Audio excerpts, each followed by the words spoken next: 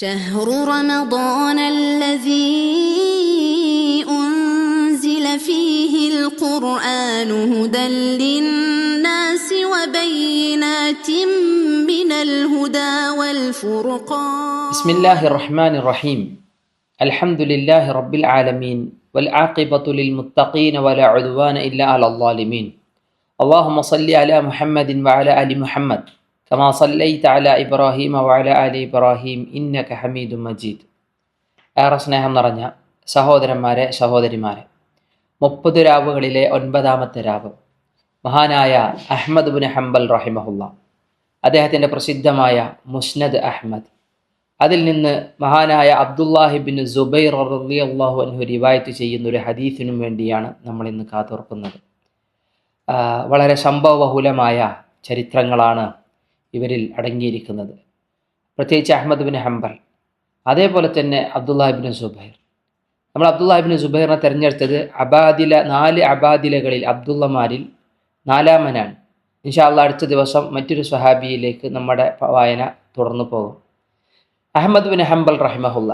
Ahmad bin ഹംബലിനെ സംബന്ധിച്ച് കേൾക്കുമ്പോൾ എനിക്ക് ആദ്യം ഓർമ്മ വരുന്നത് അദ്ദേഹത്തിൻ്റെ മകൻ അബ്ദുള്ള പറഞ്ഞ ഒരു സംസാരം സിഫത്തു സഫ എന്ന ഗ്രന്ഥത്തിൽ എടുത്തുദ്ധരിക്കപ്പെട്ടത് കാണാൻ കഴിയും.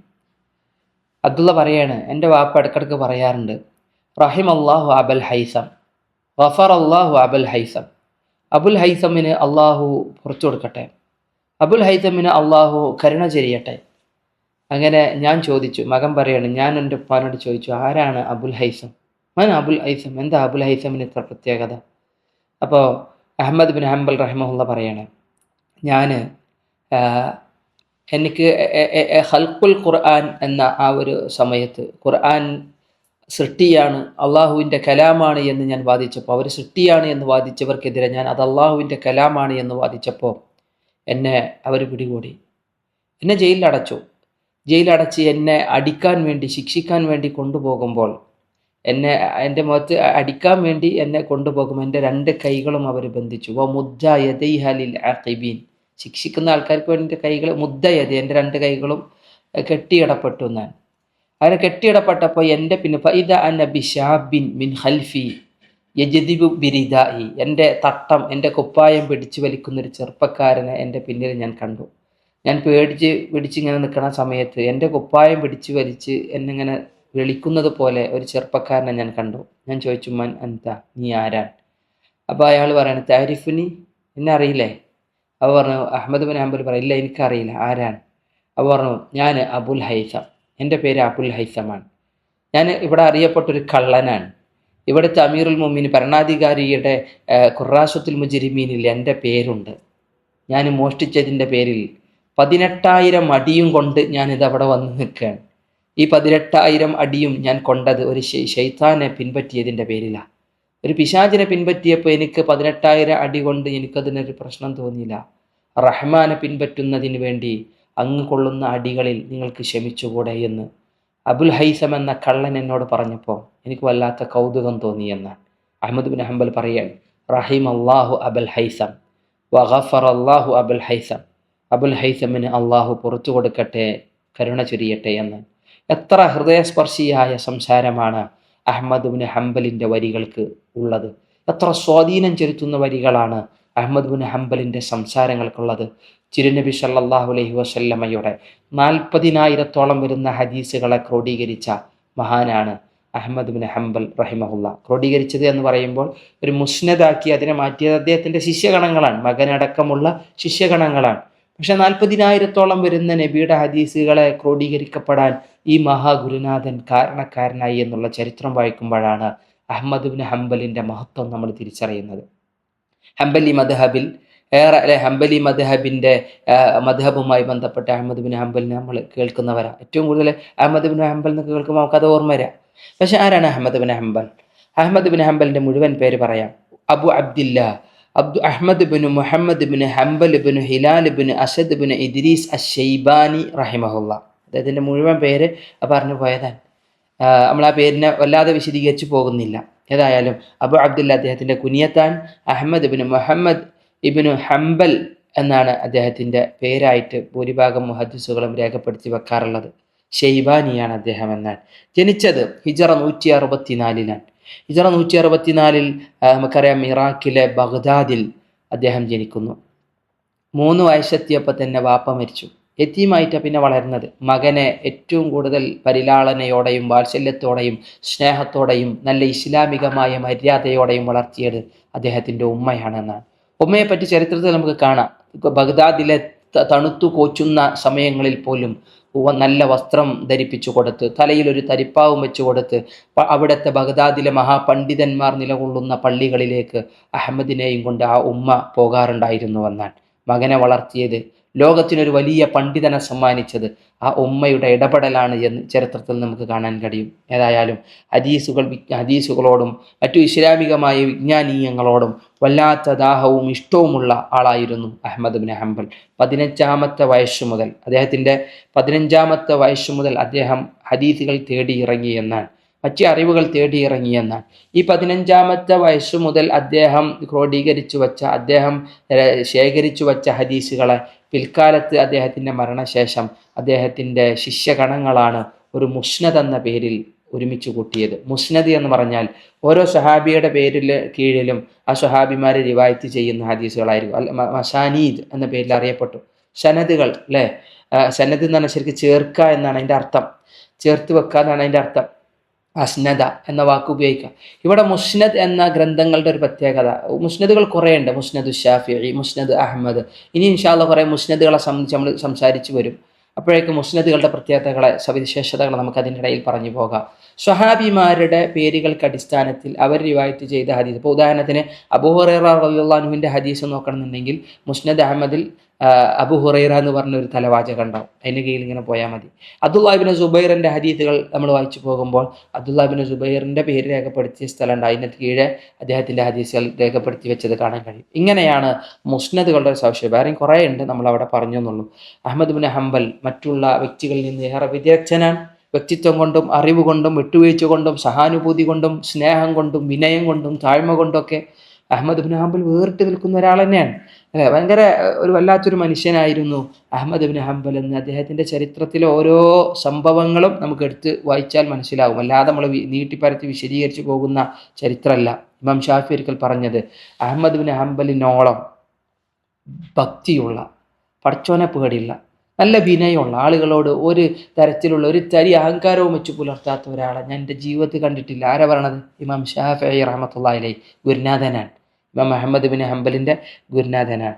ഭയങ്കര അഗാധമായ ജ്ഞാനം, നല്ല ഓർമ്മശക്തി, പഠിച്ച ഹദീസുകളെ അതിവ്യക്തതയിൽ അതിശക്തിയിൽ വളരെ പെട്ടെന്ന് അതിനെ പ്രസൻറ്റ് ചെയ്യാനുള്ള കഴിവ് മഹാനായ അഹ്മദ് ബിൻ ഹംബലിനുണ്ടായിരുന്നുവെന്നാണ്.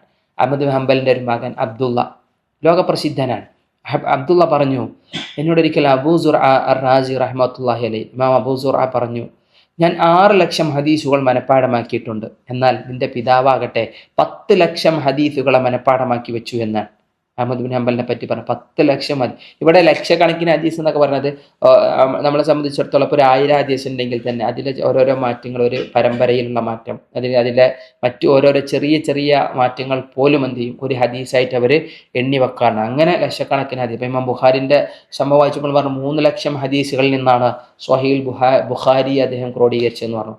1 ലക്ഷം സ്വഹീഹായ ഹദീസും 2 ലക്ഷം ദുർബലമായ ഹദീസും എനിക്ക് മനഃപ്പാഠമുണ്ട് എന്ന് ഇമാം ബുഖാരി പറഞ്ഞത് നമുക്കറിയാം. ഇതേപോലെ ലക്ഷക്കണക്കിന് ഹദീസുകളുടെ കണക്ക് പറയാനുള്ള കാരണം ഇവർ ഹദീസുകളിലെ ഓരോ പരമ്പരകളിലുമൊക്കെ വരുന്ന മാറ്റം, ചെറിയ ചെറിയ മാറ്റങ്ങൾ പോലും ഒരു ഹദീസായി അവർ രേഖപ്പെടുത്തി വെക്കുന്നു, എണ്ണി വരാറുണ്ടായിരുന്നു. അതുകൊണ്ടാണെന്നാണ് ഏകദേശം ശരിക്ക് നബിയുടെ സ്വഹീഹായ ഹദീസുകൾ ലോകത്ത് നിലനിൽക്കുക എന്ന് പറയുന്നത് 5000 ചില്ലാനം വരുന്ന ഹദീസുകളായിരിക്കും എന്നുള്ളത് മുഹദ്ദിസുകൾ പറഞ്ഞു പോയൊരു കാര്യം ഇടയിൽ സൂചിപ്പിച്ചു എന്ന് മാത്രം.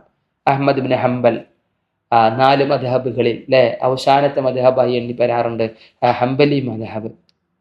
പക്ഷെ ഹംബലി മദ്ഹബിനെയൊക്കെ പിന്നീട് ആവിഷ്കരിച്ചെടുത്തത് അദ്ദേഹത്തിൻ്റെ ശിഷ്യഗണങ്ങളാണ്. പക്ഷേ ഈ 4 മദ്ഹബിലെ ഇമാമുകളും അബൂ ഹനീഫയാകട്ടെ, ഇമാം മാലിക് ആവട്ടെ, ഇമാം ഷാഫിഈ ആവട്ടെ, ഇമാം അഹ്മദ് ബിൻ ഹംബൽ, ഇവരൊക്കെ കറകളഞ്ഞ അഹ്ലുസുന്നന്റെ ആദർശത്തിലുള്ളവരാണ്. നമ്മൾ പറഞ്ഞു ശരിക്കും ഇവരുടെ അഖീദ, ഈ 4 മദ്ഹബുകളിലുള്ള മഹാ ഇമാമിങ്ങളുടെയും അഖീദ നമ്മൾ ലോകത്തെ പഠിപ്പിക്കണം. ശരിക്ക് ഇവരുടെ ആളുകളാണ് എന്ന് വാദിക്കുന്നവർ പോലും, ഇവരെ തഖ്ലീദ് ചെയ്യുന്നവർ പോലും, അന്ധമായി അനുകരിക്കുന്നവർ പോലും ഇവരുടെ കൃത്യമാർന്ന വിശ്വാസത്തെ, അഖീദയെ പുൽകുന്നില്ല എന്നുള്ളത് യാഥാർത്ഥ്യമാണ്. ഖബറാരാധനകളും മറ്റു അന്ധവിശ്വാസങ്ങളും അനാചാരങ്ങളൊക്കെ കടന്നു വരുന്നത് അല്ലെ ശരിക്കും ഇവരുടെ വിശ്വാസങ്ങൾക്ക് വിരുദ്ധമാണ്. എന്നാൽ കറകളഞ്ഞ വിശ്വാസം, തൗഹീദ് ഉൾക്കൊണ്ടവരാണ് ഈ 4 മദ്ഹബിന്റെ ഇമാമിയങ്ങളും. അത് മുഴുവൻ നമുക്ക് അവരുടെ ജീവചരിത്രങ്ങളിലും അവരുടെ ഗ്രന്ഥങ്ങളിൽ നമുക്ക് വായിച്ചെടുക്കാൻ കഴിയും. ഇമാം അഹ്മദ് ബിൻ ഹംബൽ നല്ല അഹ്ലു സുന്നത്തി വൽ ജമാഅത്തിന്റെ വിശ്വാസത്തിൽ നിലനിന്നിരുന്ന ഒരു പണ്ഡിതനാണ്. അതിനുവേണ്ടി പോരാടിയ ഒരു പണ്ഡിതനാണ്. അദ്ദേഹം പറഞ്ഞു, അള്ളാഹു സുബ്ഹാനഹു അദ്ദേഹത്തിൻ്റെ ഇനിയിപ്പോൾ ഈ അഖീദപരമായ ചില കാര്യങ്ങൾ പറയുകയാണെങ്കിൽ, അള്ളാഹുവിൻ്റെ അസ്മാകളിൽ, അള്ളാഹുവിൻ്റെ സിഫാത്തുകളിൽ അള്ളാഹു എന്താണോ പറഞ്ഞത് ആ പറഞ്ഞ കാര്യത്തിൽ നിലകൊള്ളാനാണ് ഇമാം അഹ്മദ് ബിൻ ഹംബലും ഇമാം മാലിക്കിനെ പറ്റി പറഞ്ഞ പോലുള്ള വർത്തമാനം പറഞ്ഞ് നമുക്ക് കാണാൻ കഴിയും. അള്ളാഹിൻ്റെ വിശേഷണങ്ങളെ വ്യാഖ്യാനിക്കാൻ നമുക്ക് ആർക്കും എന്തില്ല, അവകാശമില്ല. അള്ളാഹ് എന്താണോ പറഞ്ഞത് അതിനെ നിഷേധിക്കാനും നമുക്ക് അർഹതയില്ല, അവകാശമില്ല. അള്ളാഹു പറഞ്ഞതിന് അമിർ റൂഹ കമാ ജാഅത് ഔ കമാ വറദത്, എങ്ങനെയാണോ അള്ളാഹുവിൻ്റെ സിഫാത്തുകൾ വിശുദ്ധ ഖുർആനിലും ഹദീസുകളിലും ഉള്ളത് അതിനതേപോലെ വിശ്വസിക്കുക, അതിനതേപോലെ നടപ്പാക്കുക, അതിനതേപോലെ സമൂഹത്തിലേക്ക് അതിനെത്തിക്കുക. അതിനൊരു സാദൃശ്യപ്പെടുത്താനോ ഇനി അതിനൊരു രൂപകൽപ്പന നൽകാനോ അതിന് ഏതെങ്കിലും മറ്റൊരു തരത്തിലുള്ള എന്തെങ്കിലും പൊടിയും തുങ്ങലും ചേർത്ത് വ്യാഖ്യാനിക്കാനോ ഒരു ലാഞ്ചനയും കലരാച്ച വിധം സംശുദ്ധമായ ഉറവിടത്തിൽ നിന്നുള്ളതാണ് അള്ളാഹുവിനെ സംബന്ധിച്ചുള്ള സംസാരമെന്ന് മനസ്സിലാക്കി അതിനെ എന്ത് ചെയ്യുക, ഉൾക്കൊള്ളുക. അതാണ് അഹ്മദ് ബിൻ ഹംബൽ റഹ്മത്തുള്ളാഹി അലൈഹി നമ്മളെ പഠിപ്പിച്ചത്. അഹ്മദ് ബിൻ ഹംബലിൻ്റെ വിശ്വാസത്തെ പറ്റി പറയുമ്പോൾ നമുക്ക് കാണാം, ഖുർആൻ സൃഷ്ടിയാണ് എന്ന് വാദിക്കുന്ന ആളുകളുണ്ട് ലോകത്തിന്നും.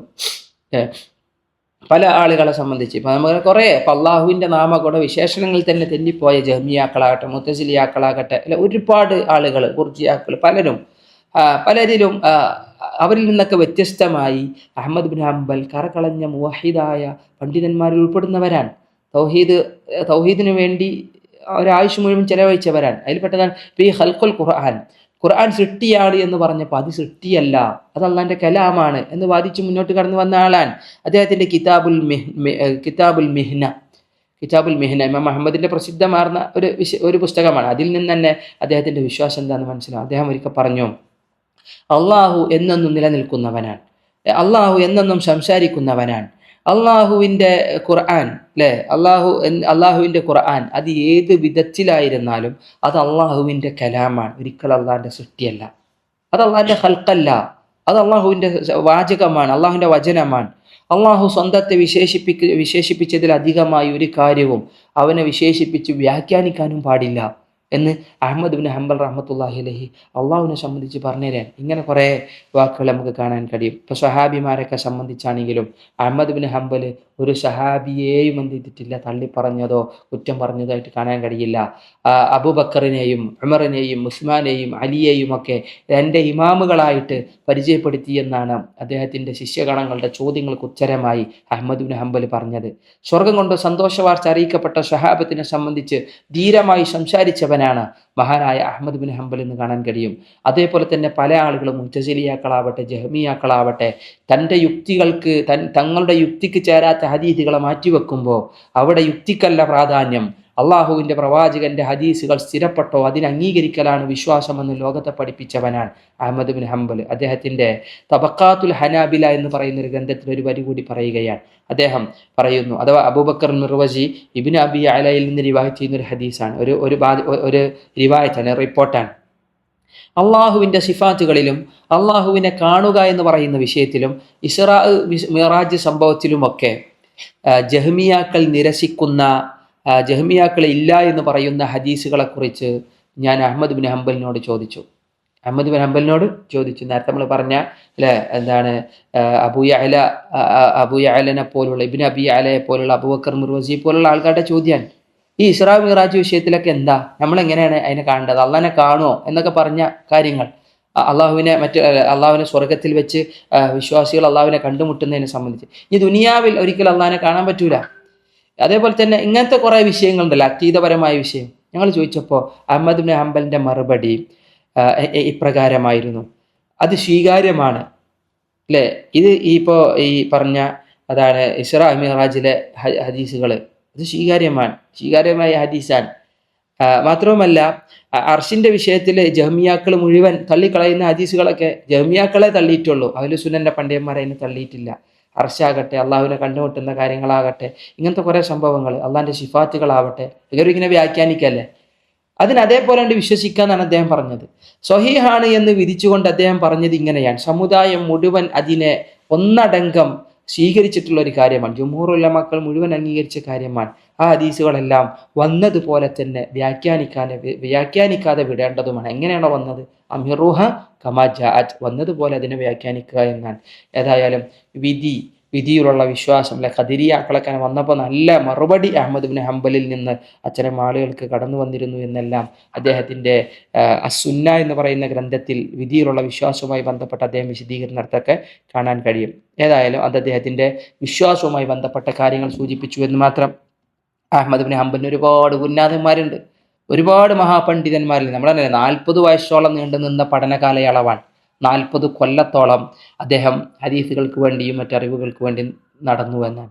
സുഫിയാൻ ഇബ്നു ഉയൈനയെ പോലെ, യഹ്യ അൽ ഖത്താനെ പോലെ, വലീദ് ഇബ്നു മുസ്ലിം, ഇമാം ഷാഫിഈ തുടങ്ങിയ ലോകപ്രസിദ്ധ പണ്ഡിതന്മാരായിരുന്നു ഇദ്ദേഹത്തിൻ്റെ ഗുരുനാഥന്മാരുടെ ലിസ്റ്റിലുള്ളത്. വേറെയും കുറേ ആൾക്കാരെ കാണാം. ഏറ്റവും പ്രധാനപ്പെട്ട ആദ്യമൊക്കെ ഇദ്ദേഹത്തിൻ്റെ നാട്ടിൽ അബൂ യൂസുഫിനെ പോലുള്ള പണ്ഡിതന്മാരിൽ നിന്നാണ് ഇദ്ദേഹം ഹദീസ് സ്വീകരിച്ചിരുന്നത്. നമുക്കറിയാം ആരാണ് അബൂ യൂസുഫ്, അല്ലെ, മഹാമുഹദ്ദിസാണ്, ലോകമറിയുന്ന ഫഖീഹാണ്, കർമ്മശാസ്ത്ര പണ്ഡിതനാണ്. അദ്ദേഹത്തിൽ നിന്ന് ഹദീസുകളും അദ്ദേഹത്തിൽ നിന്ന് കർമ്മശാസ്ത്രപരമായ വിവരങ്ങളൊക്കെ ശേഖരിച്ചതിന് ശേഷം അബൂ യൂസുഫ് അന്നത്തെ ബഗ്ദാദിലെ ഖാദി കൂടിയാണ്, അന്നത്തെ ഖാദിയായിരുന്നു, ഏറെ പ്രസിദ്ധനാണ് അബൂ യൂസുഫ് എന്നുള്ളത്. അദ്ദേഹത്തിൻ്റെ ഹദീസുകൾ മുഴുവൻ ആദ്യം ഹദീസ് കേൾക്കണത് തന്നെ ശരിക്കും അബൂ യൂസുഫിൽ നിന്നാണ്. ഒരിക്കലും അഹ്മദ് ഇബ്നു ഹംബൽ അദ്ദേഹത്തിൻ്റെ അൽ മനാഖിബ് ഇബ്നുൽ ജൗസി എന്ന് പറയുന്ന ഗ്രന്ഥത്തിൽ രേഖപ്പെടുത്തിയത് അതാണ്, ഞാൻ ആദ്യമായിട്ട് ഹദീസ് കേൾക്കുന്നത് അബൂ യൂസുഫിൽ നിന്നാണെന്നാണ്. പിന്നെ അവിടുന്ന് അങ്ങോട്ട് നോക്കി ഹദീസിൻ്റെ ലോകത്തേക്ക് അദ്ദേഹം ചേക്കേറാൻ. പിന്നെ അബൂ യൂസുഫ് കഴിഞ്ഞു, അത് പിന്നെ ഹുഷൈമ ബിൻ ബഷീർ അൽ വാസിറ്റിയിൽ നിന്ന് അദ്ദേഹം ഹദീസുകൾ കേൾക്കാൻ തുടങ്ങി. ഇവരൊക്കെ ലോകപ്രസിദ്ധരായ മഹാകർമ്മശാസ്ത്ര പണ്ഡിതന്മാരാണ്.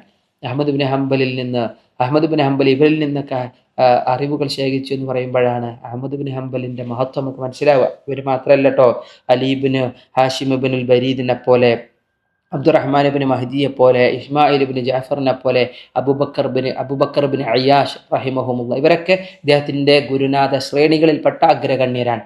അഹ്മദ് ഇബ്നു ഹംബലിന് ശിഷ്യഗണങ്ങൾ ഉണ്ടായിരുന്നു, ഒരുപാട് ശിഷ്യന്മാർ, എണ്ണമറ്റ ശിഷ്യസമ്പത്തുള്ള ആളാണ് അഹ്മദ് ഇബ്നു ഹംബൽ. അതുകൊണ്ടാണ് ഒരു ഹംബലി മദ്ഹബ് തന്നെ പിൽക്കാലത്ത് അദ്ദേഹത്തിൻ്റെ പേരിൽ അദ്ദേഹത്തിൻ്റെ ശിഷ്യന്മാർ എന്ത് ചെയ്തത്, രൂപപ്പെടുത്തിയെടുത്തത്. അതിൽപ്പെട്ട ആൾക്കാരാണ് അല്ലേ, അബ്ദുൽ മാലിക് അൽ മൈമൂനെ പോലെ, അബൂബക്കർ മറൂദിയെ പോലെ, മെഹ്നബിന് യഹ്യയെ പോലെ, സ്വാലിഹ് ബിൻ അഹമ്മദിനെ പോലെ, അബ്ദുല്ലാ ബിൻ അഹമ്മദിനെ പോലെയൊക്കെ. അബ്ദുല്ലാ ബിൻ അഹമ്മദ് പറഞ്ഞാൽ അഹ്മദ് ബിൻ ഹംബലിൻ്റെ മകനാണ്.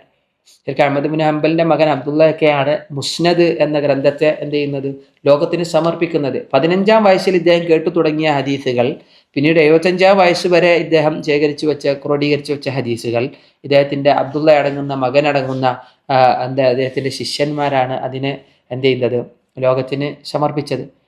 അതുകൊണ്ട് തന്നെ ഇൻഷാ അല്ലാഹ് അതിനെപ്പറ്റി അതിൻ്റെ പുസ്തകം വിശകലനം ചെയ്യുമ്പോൾ ചില കാര്യങ്ങൾ അവിടെ സൂചിപ്പിക്കുക. ഇദ്ദേഹത്തിൻ്റെ പ്രധാന കൃതികൾ, അഹ്മദ് ബിൻ ഹംബൽ ലോകത്തിന് ഒരുപാട് കൃതികൾ സമ്മാനിച്ചിട്ടുണ്ട്. ഒരിക്കലും ഗ്രന്ഥം എഴുതാൻ വല്ലാതെ താല്പര്യമുള്ള ആളായിരുന്നില്ല.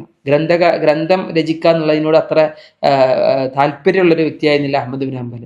എന്നാൽ അദ്ദേഹത്തിൽ നിന്ന് ചില ഗ്രന്ഥങ്ങൾ ലോകത്ത് ഇറങ്ങിയിട്ടുണ്ട്. ഒന്നാൽ മുസ്നദ്, നേരത്തെ പറഞ്ഞ അദ്ദേഹത്തിൻ്റെ ശിഷ്യഗണങ്ങൾ, അധിക ഗ്രന്ഥങ്ങളും ശിഷ്യന്മാരാട്ടോ ക്രോഡീകരിച്ച് വെച്ചത്. കാരണം ഇദ്ദേഹത്തിൻ്റെ ദർസിൽ നിന്നൊക്കെ എടുത്ത് കുറിച്ച് വെച്ച കാര്യങ്ങൾ അവർ ഗ്രന്ഥങ്ങളാക്കി പോകുന്നതാണ്. അത് അഹ്മദ് ബിൻ ഹംബലിലേക്ക് ചേർക്കപ്പെട്ടു. കിതാബുൽ ഇലൽ ഫിൽ ഹദീസ്, ഹദീസിലെ ഓരോ റാവിമാരെ സംബന്ധിച്ചുള്ള ഇലലുകളെ സംബന്ധിച്ച്, അല്ലെങ്കിൽ ഹദീസുകളിലുള്ള ഇലലുകളെ സംബന്ധിച്ച്, ഇല്ലത്തുകളെ സംബന്ധിച്ചുള്ള ഗ്രന്ഥം. കിതാബ് റദ്ദി അലൽ ജഹ്മിയ, അന്നത്തെ ഏറ്റവും കൂടുതൽ വിശ്വാസത്തിൽ നിന്ന് വിഘടിച്ചു പോയൊരു സമൂഹം, വിശ്വാസത്തിൽ കൂടുതൽ കലർത്തിക്കൂട്ടിയൊരു സമൂഹം, വ്യതിചലിച്ചൊരു സമൂഹം, ജഹ്മ ബിൻ സഫ്വാന്റെ അനുയായികൾ.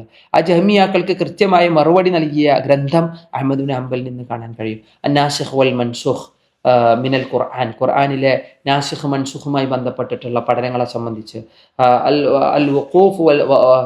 അൽ വഖൂഫ് വൽ വസിയ്യത്ത് എന്ന് പറയുന്ന ഗ്രന്ഥം, ഇതൊക്കെ ഇമാം അഹ്മദിൻ്റെ ഗ്രന്ഥങ്ങളാണ്. പോട്ടെ, ഏതായാലും ഹിജറ 241 റബീഉൽ അവ്വലിൽ ബഗ്ദാദിൽ തന്നെ അദ്ദേഹം മരണമടഞ്ഞു. ബഗ്ദാദിലാണ് ജനിച്ചു വളർന്നത്, ഒടുവിൽ തിരിച്ചെത്തിയതും ബഗ്ദാദിലേക്ക് തന്നെയാണ്. ബഗ്ദാദിൽ അദ്ദേഹം മരണപ്പെടുമ്പോൾ അദ്ദേഹത്തിൻ്റെ വയസ്സ് 75 വയസ്സായിരുന്നു. ഇമാം ദാരിമിയെ പറ്റി പറഞ്ഞ പോലെ തന്നെ 75 വയസ്സ് ഇമാം അഹമ്മദിനും ആ സമയത്തുണ്ടായിരുന്നു എന്നാണ് റഹിമഹുല്ല. ഇതാണ് അഹ്മദ് ബിൻ ഹംബലിൻ്റെ ഒരു ഹ്രസ്വമായ വിവരണം. ഇനിയും കൂടുതലായി അദ്ദേഹത്തിനെ പറ്റി വായിക്കാനുണ്ട്, കുറേയുണ്ട്. നമ്മൾ തൽക്കാലം അവിടെ നിർത്തിയെന്ന്. ഇനി അഹ്മദ് ബിൻ ഹംബലിൻ്റെ മുസ്നദിനെ സംബന്ധിച്ച് നമ്മൾ പറഞ്ഞു. മുസ്നദ് എന്ന നാമം അതിൻ്റെ വൈവിധ്യം നമ്മൾ വിശദീകരിച്ചതാണ്, വല്ലാതെ ഇനി അതിലേക്ക് കൊണ്ടുപോകുന്നില്ല. പക്ഷേ ഈ മുസ്നദിനൊരു പ്രത്യേകത, 40,000-ഓളം ഹദീസുകളുണ്ട്. അതിൽ ആവർത്തനം എന്ന് പറഞ്ഞു കഴിഞ്ഞാൽ ആവർത്തന സഹിതം. ഇനിയിപ്പോൾ അതിൻ്റെ എണ്ണങ്ങളെ പറ്റി പറയുമ്പോൾ ഞാനത് പറയാം. ശരിക്ക് മുസ്നദിൻ്റെ മറ്റൊരു പ്രത്യേകത, സ്വഹീഹുൽ ബുഖാരിയിലും സ്വഹീഹ് മുസ്ലിമിലും ഇല്ലാത്ത സ്വഹീഹായ ഹദീസുകൾ മുസ്നദിലുണ്ട്, മുസ്നദ് അഹമ്മദിലുണ്ട്. അതിൻ്റെ പ്രത്യേകതയാണ്. നേരത്തെ പറഞ്ഞ സുന്നനികളിലൊക്കെ സ്വഹീഹായ ഹദീസുകൾ അധികവും സ്വഹീഹുൽ ബുഖാരിയിലും മുസ്ലിമിലൊക്കെ ഉള്ളതാണ്. പക്ഷേ മുസ്നദ് അഹമ്മദിൽ സ്വഹീഹായ ഹദീസുകൾ അത് സ്വഹീഹ് മുസ്ലിമിലെയും സ്വഹീഹ് ബുഖാരിയിലെയും ഉൾപ്പെടാത്ത ഹദീസുകൾ മുസ്നദ് അഹമ്മദിൽ നമുക്ക് കാണാൻ കഴിയുമെന്നാണ്. അത് അതിൻ്റെ ഒരു ഗ്രന്ഥത്തിൻ്റെ മുസ്നദ് അഹമ്മദിൻ്റെ ഒരു പ്രത്യേകതയായി നമ്മൾ മനസ്സിലാക്കേണ്ട ഒരു സംഭവം എന്നുള്ള നിലക്ക് സൂചിപ്പിച്ചത് മാത്രം. ഇനി ഇമാം അഹമ്മദിൻ്റെ ഈ മുസ്നദിൽ നമ്മൾ പറഞ്ഞ 40,000-ഓളം ഹദീസുകളുണ്ട്. 40,000-ഓളം ഹദീസുകൾ. അതിൽ ആവർത്തന അടക്കാട്ട് അത് മുഴുവൻ ആവർത്തന സഹിതമാണ് ഇത്രയും ഹദീസുകൾ അതിൽ ഉൾക്കൊണ്ടിട്ട്. അത് ഇമാം സുയൂത്തി തദ്രീബ് റാവി എന്ന ഗ്രന്ഥത്തിൽ ആ സംഭവം എടുത്ത് സൂചിപ്പിക്കുകയും ചെയ്തു. 40,000-ഓളം ഹദീസുകൾ അതിലുണ്ട് എന്നാണ്. ഈ 40,000-ഓളം ഹദീസുകളിൽ തന്നെ 10,000-ഓളം വരുന്ന ഹദീസുകൾ അതിൽ ആവർത്തിക്കപ്പെട്ടതാണ്. ആവർത്തനം മാത്രം 10,000. അപ്പോൾ ബാക്കിയുള്ള ഹദീസുകളൊക്കെ ഹദീസിനെ നമ്മൾ പറഞ്ഞു മുസ്നദ് ഓരോ സ്വഹാബിമാരുടെ പേരിൽ ഇങ്ങനെ ക്രോഡീകരിച്ച് വെച്ചതാണ്. ഇൻഷാ അല്ലാഹ് ഒരു വേളയെങ്കിലും അതിനൊന്ന് മറിച്ച് നോക്കാനുള്ള ശ്രമം ഉണ്ടാവണം. നമുക്ക് ഇന്ന് അവൈലബിൾ ആണ് അതിൻ്റെ PDF മറ്റു കാര്യങ്ങളൊക്കെ. ഇനി മുസ്നദ് അഹമ്മദിനെ സംബന്ധിച്ച് പറയുകയാണെങ്കിൽ അതിൽ സ്വഹീഹായ ഹദീസുമുണ്ട്, ലഈഫായ ഹദീസുമുണ്ട്, സ്വീകാര്യമല്ലാത്ത ഹദീസുകൾ അതിലുണ്ട്. പക്ഷേ ഇമാം അഹമ്മദ് സ്വഹീഹ് എന്ന് വിശേഷിപ്പിച്ച ഹദീസുകൾ അതിൽ ധാരാളമാണ്. എന്നാൽ പിൽക്കാലത്ത് ഇമാം അഹമ്മദിൻ്റെ മകൻ അബ്ദുള്ള പോലുള്ള ആളുകൾ അതിലേക്ക് ചേർക്കാൻ വേണ്ടി ചെയ്ത ഹദീസുകളാണ് പലപ്പോഴും ദുർബലമായ ഹദീസുകളായി കാണുക എന്ന് ഒരിക്കൽ ഷെയ്ഖുൽ ഇസ്ലാം ഇബ്നു തൈമിയ അദ്ദേഹത്തിൻ്റെ മിൻഹാജ് സുന്ന എന്ന ഗ്രന്ഥത്തിൽ പറഞ്ഞു വെച്ചതിനെ ഞാനിവിടെ സൂചിപ്പിച്ചു. അങ്ങനത്തെയും ഹദീസുകൾ ഉണ്ടെന്ന് അറിയാൻ വേണ്ടി പറഞ്ഞതാണ്. ഏതായാലും അദ്ദേഹം മഹാനായ അഹ്മദ് ബിൻ ഹംബലിൻ്റെ മുസ്നദിൽ നിന്നൊരു ഹദീസിനെ അടുത്ത് വായിക്കാൻ. അബ്ദുല്ലാഹി ഇബ്നു സുബൈർ റളിയല്ലാഹു അൻഹു റിവായത്ത് ചെയ്യുന്ന ഹദീസ്. അബ്ദുല്ലാഹി ഇബ്നു സുബൈർ അന്നഹു കാന ഇദാ ഖാല അൽ ഇമാം, അദ്ദേഹം പറയണ ഒരു ഇമാമ് പറയണ വലല്ലാലീൻ, നമസ്കാരത്തിൽ, അതായത് കിതാബു സലാത്തിൽ ഈ ആമീൻ പറയണമെന്ന ബാബിലാണ് ഈ സംഭവത്തെ ക്രോഡീകരിച്ചിട്ടുള്ളത്. ഇപ്പം ആമീൻ പറയുക, ആമീൻ എന്ന് പറഞ്ഞാൽ എന്താ? അല്ലാഹു മുസ്തജിബ്, അള്ളാഹുവെ ഉത്തരം നൽകണേ എന്നാണ് ആമീൻ. ഫാത്തിഹ ഓതിക്കഴിഞ്ഞാൽ ആമീൻ പറയണം. ജഹരിയായ നമസ്കാരങ്ങൾ, പ്രത്യേകിച്ച് ഉറക്കര ഓതുന്ന നമസ്കാരങ്ങളിൽ ഇമാം വലല്ലാലീൻ എന്ന് പറയുമ്പോൾ മൗമൂമികൾ ആമീൻ പറയണമെന്ന് മനസ്സിലാക്കിയവരാ നമ്മൾ. പക്ഷെ അതിലും അതെ ഇഖ്തിലാഫുള്ള അഭിപ്രായങ്ങൾ നമുക്ക് കാണാം, ഭിന്ന അഭിപ്രായങ്ങളെ കാണാം. ആമീൻ ഉറക്കനെ ചെല്ലേണ്ടതില്ല എന്ന് പറയുന്ന ആളുകളെ കാണാം. ഇൻഷാ അല്ലാഹ് നമുക്ക് വിശദീകരിക്കാനാണ് ഈ ഒരു ഹദീസിനെ തിരഞ്ഞെടുത്തത്. അബ്ദുല്ലാഹി ഇബ്നു സുബൈർ റളിയല്ലാഹു അൻഹു പറയുന്നു, ഒരു ഇമാം വലല്ലാലീൻ എന്ന് പറഞ്ഞാൽ ഖാല ആമീൻ, അദ്ദേഹം ആമീൻ എന്ന് പറയും. ഹത്താ യസ്മഅ മൻ ഫി സഫിൽ അവ്വൽ, ഒന്നാമത്തെ സഫിൽ നിൽക്കുന്ന ആളുകൾ, ഇമാമ് വലല്ലാലീൻ എന്ന് പറഞ്ഞാൽ ഇമാമ് ആമീൻ പറയും, അത് ഒന്നാമത്തെ സഫിലുള്ളവർ കേൾക്കും. വയസ്മഉഹ മൻ ഖൽഫഹു, അദ്ദേഹത്തിന് പിന്നിലുള്ള ആ ഒരു വരിക്ക് പിന്നിലുള്ള ആളുകൾക്കും സഫിലുള്ളവർക്കും അതിനെ കേൾക്കാൻ കഴിയും. എല്ലാവരും ആമീൻ പറയുന്ന എന്നിട്ട് അബ്ദുല്ലാഹി ഇബ്നു സുബൈർ പറയാണ്, കാന റസൂലുള്ളാഹി സ്വല്ലല്ലാഹു അലൈഹി വസല്ലം യഫ്അലു ദാലിക്, നബി സ്വല്ലല്ലാഹു അലൈഹി വസല്ലം ഇപ്രകാരം ചെയ്യാറുണ്ടായിരുന്നു. ജഹരിയായ നമസ്കാരങ്ങളിൽ ഇമാം വലല്ലാലീൻ എന്ന് ഓതിക്കഴിഞ്ഞാൽ അദ്ദേഹം ആമീൻ പറയും. ഒന്നാം സഫിലുള്ളവർക്കും അദ്ദേഹത്തിന്റെ പിന്നിലുള്ളവർക്ക് അത് കേൾക്കാമായിരുന്നു. അദ്ദേഹം പറയുമായിരുന്നു റസൂലുള്ളാഹി സ്വല്ലല്ലാഹു അലൈഹി വസല്ലം ഇപ്രകാരം ചെയ്യാറുണ്ടായിരുന്നു എന്ന ഈ ഹദീസ്. ഈ വിഷയത്തിൽ വ്യത്യസ്ത ഭിന്ന അഭിപ്രായങ്ങൾ കാണാം. അതിനു മുന്നേ ആരാണ് Abdullahi ibn Amr bin As, ആരാണ് അബ്ദുല്ലാഹി ഇബ്നു സുബൈർ റളിയല്ലാഹു അൻഹു, അബാദിലുകളിൽ നാലാമത്തെ ആൾ അബ്ദുല്ലാഹി ഇബ്നു സുബൈർ. സുബ്ഹാനല്ലാഹ്, നബി സല്ലല്ലാഹു അലൈഹി വസല്ലമ മക്കയിൽ നിന്ന് നബി സല്ലല്ലാഹു അലൈഹി വസല്ലമ മദീനയിലേക്ക് കടന്നു വന്നപ്പോൾ, മദീനയിലേക്ക് ഹിജറ വന്നപ്പോൾ ജൂതന്മാർക്ക് ഒരു വർത്താനം ഉണ്ടായിരുന്നു. ഈ ഹിജറ വന്ന ആളുകൾക്ക് ഒരിക്കലും ഇനി മക്കളുണ്ടാവില്ല, കാരണം ജൂതന്മാർ സിഹ്ർ ചെയ്തു എന്ന് പറഞ്ഞിട്ടൊരു പേടി എന്ത് ചെയ്തിരുന്നു, പ്രചരിപ്പിച്ചിരുന്നു. ആ സമയത്ത് ഇസ്ലാമിൽ ഹിജറയ്ക്ക് ശേഷം ജനിച്ച ആദ്യത്തെ കുട്ടിയാണ് അബ്ദുല്ലാഹി ഇബ്നു സുബൈർ റളിയല്ലാഹു അൻഹു. സുബൈർ ബിൻ അവാം റളിയല്ലാഹു അൻഹുവിൻ്റെ മകൻ സുബൈർ ബിൻ അവാം സ്വർഗം കൊണ്ട് സന്തോഷ വാർത്ത അറിയിക്കപ്പെട്ട സ്വഹാബിയാൻ. സുബൈർ ബിൻ അവാമിൻ്റെ പത്നി മഹദിയായ ആയിഷ റളിയല്ലാഹു അൻഹയുടെ സഹോദരി അസ്മാ ബിൻത്ത് അബീ ബക്കർ റളിയല്ലാഹു അൻഹയാണ്. അപ്പോൾ ഈ അപ്പം തന്നെ മനസ്സിലാകും എത്രമാത്രം സ്ഥാനവും മഹത്വവും അബ്ദുല്ലാഹി ഇബ്നു സുബൈറിന് ഇസ്ലാമിലുണ്ടെന്ന്. റസൂലുള്ളാഹി സ്വല്ലല്ലാഹു അലൈഹി വസല്ലമ ആ കുട്ടിയെ വാരിയെടുത്തു. ഒരു ഈത്തപ്പഴം തൻ്റെ വായിലിട്ട് ചവച്ച് ആ തൻ്റെ ഉമിനീരടക്കമുള്ള ഒരു ഈത്തപ്പഴത്തെ ആ കുഞ്ഞു കുട്ടിയുടെ വായിലേക്ക് റസൂലുള്ളാഹി വെച്ചു കൊടുത്തു. അസ്മാ റളിയല്ലാഹു അൻഹ പറയാണ്, നബിയുടെ ഉമിനീരാണ് ആദ്യമായി എൻ്റെ കുഞ്ഞിൻ്റെ വയറ്റിലേക്ക് എത്തിയത് എന്ന് എന്ത് ചെയ്യുന്നു അദ്ദേഹം ചേർത്ത് പറയുന്നത് അവിടെ അവർക്കുണ്ടായിരുന്ന ഒരു അഭിമാന പുരസ്സരം അവർ പറയുന്ന കാര്യമാണ്. അബ്ദുല്ലാഹി ഇബ്നു സുബൈർ റളിയല്ലാഹു അൻഹു, ഇപ്പോൾ സുബൈർ ഇബ്നു അവ്വാമിൽ നിന്നുള്ള ഒരു ഹദീസ് വായിക്കുമ്പോൾ നമുക്ക് സുബൈർ റളിയല്ലാഹു അൻഹുവിനെ സംബന്ധിച്ച് പറയാം. ഇവിടെ അബ്ദുല്ലാഹി ഇബ്നു സുബൈർ ഇബ്നു അവ്വാം ഇബ്നു ഖുവൈലിദ് എന്ന് പറഞ്ഞാൽ ഇപ്പോൾ ഖദീജ ബീവിയിലേക്ക് ചേർക്കുമ്പോൾ ഖദീജ ബീവിയുടെ സഹോദരൻ്റെ പിതാമഹൻ്റെ ഒക്കെ പരമ്പരയ്ക്കാണ് സുബൈർ ഇബ്നു അവ്വാമിൻ്റെ പരമ്പര ചെന്നെത്തുന്നത്. ഖദീജ ബിൻത്ത് ഖുവൈലിദ് അല്ലേ? അതേപോലെ അവരുടെ മകനാണ് അവാം. ഈ അവാമിൻ്റെ മോനാണ് സുബൈർ ഇബ്നു അവ്വാം. സുബൈർ ബിൻ അവ്വാം ബിൻ ഖുവൈലിദ് ബിൻ അസദ് ബിൻ അബ്ദുൽ ഉസ്സ ബിൻ ഖുസൈ ബിൻ കിലാബ് അബൂബക്കർ. ഏകദേശം ആ ഒരു പരമ്പരയാണ് അവിടെ വിശദീകരിച്ചു. ഖുറൈശികളിൽ നല്ല പ്രാധാന്യമുള്ള പരമ്പര. ഇനി ഉമ്മാനെ പറ്റി പറയുകയാണെങ്കിലോ ഉമ്മ അല്ലെ അസ്മാ ബിൻത്ത് അബി ബക്കർ. അതുകൊണ്ട് തന്നെ അബൂബക്കർ എന്നുള്ള ഒരു കുനിയ ചില സമയത്ത് അബ്ദുല്ലാഹി ഇബ്നു സുബൈറിന് ഉണ്ടായിരുന്നു എന്ന് പറഞ്ഞേക്കാം. കാരണം വെല്ലിപ്പയിലേക്ക് ചേർത്ത് ഉമ്മാന്റെ ഉപ്പയിലേക്ക് ചേർത്തിട്ട് ആ അബാ ബുക്കൈർ എന്നും പേര് വിളിച്ചിരുന്നു എന്ന് കാണാം. അബു ഹുബൈബ് എന്നാണ് ഭൂരിഭാഗം ആളുകൾ അദ്ദേഹത്തിന്റെ കുനിയത്തായി അറിയപ്പെട്ട കുനിയത്തായി എടുത്തു പറഞ്ഞത്. ഏതായാലും ഹിജറയ്ക്ക് ശേഷം മദീനയിൽ ആദ്യം ജനിച്ച മുഹാജിറുകളുടെ ഒരു കുട്ടിയാണ് മഹാനായ അബ്ദുല്ലാഹി ഇബ്നു സുബൈർ റളിയല്ലാഹു അൻഹു. അബ്ദുല്ലാഹി ഇബ്നു സുബൈർ അള്ളാഹു ജനിച്ചപ്പോൾ ആൾക്കാർ മുഴുവൻ അല്ലാഹു അക്ബർ എന്ന് പറഞ്ഞു. സഹാബത്ത് മുഴുവൻ അല്ലാഹു അക്ബർ. കാരണം നമ്മൾ വിശദീകരിച്ചതാണ്. അല്ലാഹു അക്ബർ എന്നെന്ത് ചെയ്തു വാദിച്ചു എന്ന് വല്ലാതെ ഉയർന്ന ശബ്ദത്തിൽ പറഞ്ഞു. ഞാൻ ഇത് ഇദ്ദേഹം മരണപ്പെടുന്ന സമയത്ത് അബ്ദുല്ലാഹി ഇബ്നു സുബൈർ റളിയല്ലാഹു അൻഹു മരണപ്പെടുന്ന സമയത്തും എന്ത് ചെയ്യുന്നു, ഹജ്ജാജ് ഇബ്നു യൂസഫിന്റെ സൈന്യം അദ്ദേഹത്തെ കൊല്ലുന്ന സമയത്തും അട്ടഹസിച്ചുകൊണ്ട് അല്ലാഹു അക്ബർ പറഞ്ഞു എന്നാണ് അബ്ദുല്ലാഹി ഇബ്നു ഉമർ റളിയല്ലാഹു അൻഹു വിശദീകരിക്കുന്നത് കാണാം. ഇദ്ദേഹം ജനിച്ച സമയത്ത് അല്ലാഹു അക്ബർ എന്ന് പറഞ്ഞവർ ഇദ്ദേഹം മരിച്ച സമയത്ത് അല്ലാഹു അക്ബർ എന്ന് പറഞ്ഞവരെക്കാളും ശ്രേഷ്ഠരാണ്, ഉത്കൃഷ്ടരാണ് എന്നാണ്. നബി സല്ലല്ലാഹു അലൈഹി വസല്ലമക്ക് ഏറെ ഇഷ്ടപ്പെട്ട, നബി സല്ലല്ലാഹു അലൈഹി വസല്ലമയുടെ പത്നി ആയിഷ ബീവിക്ക് ഏറെ ഇഷ്ടപ്പെട്ട ഒരാളായിരുന്നു അബ്ദുല്ലാഹി ഇബ്നു സുബൈർ എന്നാണ്. പക്ഷേ പിൽക്കാലത്ത് രാഷ്ട്രീയപരമായ പല പ്രശ്നങ്ങളിലും പല കാര്യങ്ങളിലും എന്ത് ചെയ്യാറുണ്ട്, അബ്ദുല്ലാഹി ഇബ്നു സുബൈർ റളിയല്ലാഹുവിന്റെ പേരുകൾ നിറഞ്ഞു നിൽക്കുന്നത് കാണാം. അള്ളാഹുവിന്റെ പ്രവാചകന്റെ സ്വഹാബത്താൻ, റസൂലുള്ളാഹി സ്വല്ലല്ലാഹു അലൈഹി വസല്ലമയുടെ പ്രാർത്ഥനയ്ക്ക് അർഹനാൻ, നല്ല സൂക്ഷ്മതയുള്ള, ആരാധനകളോട് വല്ലാതെ കടിശതയുള്ള ആളാണ്. അദ്ദേഹത്തിന്റെ നമസ്കാരത്തെ സംബന്ധിച്ച് ചില സ്വഹാബിമാർ പറയാറുണ്ട്, അദ്ദേഹം നമസ്കാരത്തിലേക്ക് റുക്കുവ ചെയ്താൽ ഒരു കിളി വന്നിരുന്നാൽ ആ കിളിക്ക് ഒരു കുഴപ്പമില്ല, കിളികൾ വന്ന് പാറുകയും പിന്നീട് വീണ്ടും വന്നിരിക്കുകയും ചെയ്യുമാറ് ഒരു നിശ്ചലമായി സുജൂദുകളിലും റുക്കുകളിലും കഴിയുന്നവനാണ് അബ്ദുല്ലാഹി ഇബ്നു സുബൈർ എന്നാൻ. അബ്ദുല്ലാഹി ഇബ്നു സുബൈർ ഒരിക്കലും റുക്കു ചെയ്തപ്പോൾ ഒരാൾ അദ്ദേഹത്തെ സംബന്ധിച്ച് റിവായത്ത് ചെയ്യുന്നത് കാണാം, ഞാൻ വിശുദ്ധ ഖുർആൻ സൂറത്തുൽ ബഖറ പാരായണം ചെയ്തു, അത് കഴിഞ്ഞ് സൂറത്തു ആലിമ്രാൻ പാരായണം ചെയ്തു. അങ്ങനെ ഞാൻ സൂറത്തു നിസാഉം സൂറത്തു മാഇദയും എത്തിയപ്പോഴും റുകൂഇൽ നിന്ന് അബ്ദുല്ലാഹി ഇബ്നു സുബൈർ എണീക്കുന്നതായി ഞാൻ കണ്ടില്ല എന്നാണ്. അത്രമാത്രം ദീർഘമായ റുകൂഉം ദീർഘമായ സുജൂദും ദീർഘമായ നമസ്കാരത്തോടുള്ള ഇഷ്ടവും അദ്ദേഹത്തിന്റെ മനസ്സിൽ നിലനിന്നിരുന്നുവെന്ന് അദ്ദേഹത്തിന്റെ ആരാധനകളെ സംബന്ധിച്ച് ഓർമ്മിപ്പിക്കുന്നത് കാണാം. ഏതായാലും അദ്ദേഹത്തിന് വല്ലാത്ത നോമ്പ് നോൽക്കാനും നമസ്കരിക്കാനൊക്കെ ഇഷ്ടമുണ്ടായിരുന്നതുകൊണ്ട് തന്നെ ആയിഷ ബീവിക്ക് ഭയങ്കര സ്നേഹവും ഉണ്ടായിരുന്നു അബ്ദുല്ലാഹി ഇബ്നു സുബൈറിനെ വകവരുത്തുന്ന രംഗങ്ങൾ ചരിത്രത്തിൽ നമ്മളെ വേദനിപ്പിക്കുന്ന കാര്യങ്ങളാണ്. ഉമവിയ ഭരണകൂടത്തിൽ യസീദ് ബിൻ മുആവിയയുടെ കാലശേഷം മക്കയും അതുപോലെ തന്നെ ഹിജാസും തുടങ്ങുന്ന ഏരിയകൾ മുഴുവൻ അബ്ദുല്ലാഹി ഇബ്നു സുബൈറിന്റെ കീഴിലാണ്. അബ്ദുല്ലാഹി ഇബ്നു സുബൈർ അവരെ അടക്കി ഭരിച്ചു. 9 വർഷക്കാലം അബ്ദുല്ലാഹി ഇബ്നു സുബൈർ അവർക്ക് എല്ലാവിധ നന്മകളും ചെയ്തൊരു ഭരണാധികാരിയായി നിലകൊണ്ടു. കഅബയിൽ ഒരുപാട് പുനർക്രമീകരണങ്ങൾ പുനർനിർമ്മാണങ്ങൾ അദ്ദേഹം കൊണ്ടുവന്നു. പക്ഷേ അവസാന കാലത്ത് ഉമവിയ ഭരണകൂടത്തിൽ ഹജ്ജാജ് ഇബ്നു യൂസഫിനെ പറഞ്ഞയച്ച അവിടുത്തെ ഭരണാധികാരി അബ്ദുല്ലാഹി ഇബ്നു സുബൈറിനെ തകർക്കാനുള്ള ശ്രമം നടത്തിയത് നമ്മൾ ഒരു പക്ഷേ വായിച്ചു പോയതാണ്.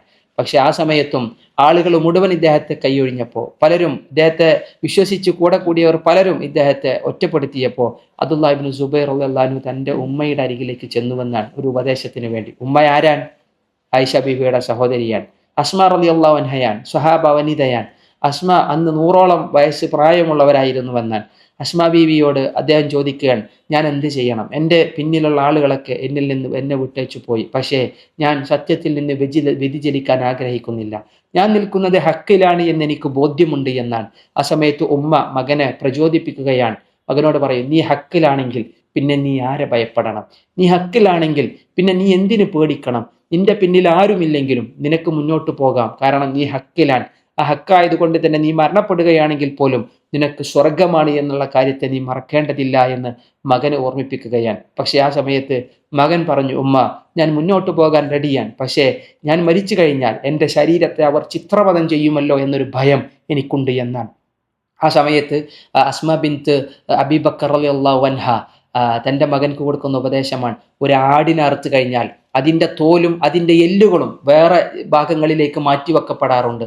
എന്നാൽ ആ ആടിന് അതൊരു വേദനയായി തോന്നാറില്ല. അതേപോലെ ചേതനയറ്റ ശരീരത്തിൽ അവരെന്ത് ചെയ്താലും അത് നിന്നെ ബാധിക്കുന്ന കാര്യമാകില്ലല്ലോ. നിനക്ക് ഹക്കിൽ നീ സത്യത്തിൽ നിലയുറക്കുന്നവനാണെങ്കിൽ ആ സത്യവുമായി നിനക്ക് മുന്നോട്ട് പോകാമെന്നാണ് അബ്ദുല്ലാഹി ഇബ്നു സുബൈർ റളിയല്ലാഹു അൻഹുവിന് മാതാവ് നൽകിയ ആ സമയത്തെ ഉപദേശം. അന്നേരം പറഞ്ഞു, ഞാനും ഇത് തന്നെയാണ് ആഗ്രഹിച്ചത്, പക്ഷേ അങ്ങയിൽ നിന്ന് അത് കേൾക്കാൻ ഞാൻ ഇഷ്ടപ്പെട്ടു എന്നുള്ളത് കൊണ്ട് മാത്രം എന്ത് ചെയ്തു, ഞാൻ ചോദിച്ചു എന്നാണ് ഉമ്മയോട് അദ്ദേഹം പറഞ്ഞ മറുപടി. ഏതായാലും അബ്ദുല്ലാഹി ഇബ്നു സുബൈറിനെ ഹജ്ജാജ് ഇബ്നു യൂസഫിന്റെ സൈന്യം വകവരുത്തി അദ്ദേഹത്തിന്റെ മയ്യത്ത് അവർ കെട്ടിത്തൂക്കി എന്നെല്ലാം ചരിത്രത്തിൽ കാണാൻ കഴിയും. ഒരു സഹാബിക്ക് അള്ളാഹുവിൻ്റെ പ്രവാചകന് ഇഷ്ടപ്പെട്ട ഒരു സഹാബിയുടെ അവസ്ഥ അതാണ്. പ്രിയപ്പെട്ടവരെ, നമുക്ക് കാണാൻ കഴിയും ഇതൊക്കെ കലുഷിതമായ അന്തരീക്ഷങ്ങളിൽ പലതും ഇസ്ലാമിക ലോകത്ത് ഇങ്ങനെ വരുമ്പോഴും അവർക്കൊക്കെ അതുകൊണ്ട് ലഭ്യമാകുന്നത് സ്വർഗമാണ് എന്നുള്ളൊരു കാര്യം അതിൽ നമ്മൾ മനസ്സിലാക്കുക.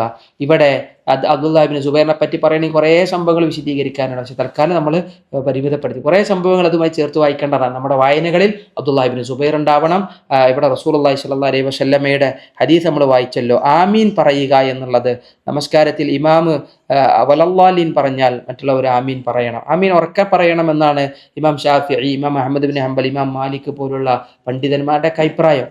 ജഹരിയായിട്ട് തന്നെ പറയണം എന്നാണ്. എന്നാൽ ഇമാം അബൂ ഹനീഫ പോലുള്ള കൂഫയിലെ ഭൂരിഭാഗം പണ്ഡിതന്മാരും പറയുന്നത് ആമീൻ രഹസ്യമായിട്ട് പറഞ്ഞാൽ മതി, മെല്ലെ പറഞ്ഞാൽ മതി എന്നാണ്. കാരണം അവരതിന് തെളിവ് പിടിച്ചത് എന്താണ്, റബ്ബിനോട് നിങ്ങൾ റബ്ബക്കും തളർറുഅൻ വഖുഫിയ, വളരെ രഹസ്യമായി വിനീതമായി അള്ളാഹുവിനോട് പ്രാർത്ഥിക്കണം എന്നാണ്. അതുകൊണ്ട് തന്നെ ആമീനും രഹസ്യമാക്കണമെന്നാണ് അബു ഹനീഫയെ പോലുള്ള കൂഫയിലെ പണ്ഡിതന്മാരുടെ ഒക്കെ വാദം. പക്ഷെ യഥാർത്ഥത്തിൽ സ്വഹീഹായ ഹദീസുകളോട് നിലനിൽക്കുന്നത് ആമീൻ ഉറക്കെ പറയണം എന്നുള്ളത് തന്നെയാണ്. ഇമാം ബുഖാരിയൊക്കെ റിവായത്ത് ചെയ്യുന്ന ഒരു വലിയ ഹദീസുകളിൽ കാണാം, ഇമാം ആമീൻ പറഞ്ഞാൽ നിങ്ങളും ആമീൻ പറയുക. കാരണം ആമീൻ ആരുടെയെങ്കിലും ആമീൻ മലക്കുകളുടെ ആമീനുമായി ഒത്തുചേർന്നാൽ അവൻ്റെ മുൻകഴിഞ്ഞു പോയ പാപങ്ങൾ മുഴുവൻ പൊറുക്കപ്പെടുമെന്നുള്ളതാണ്.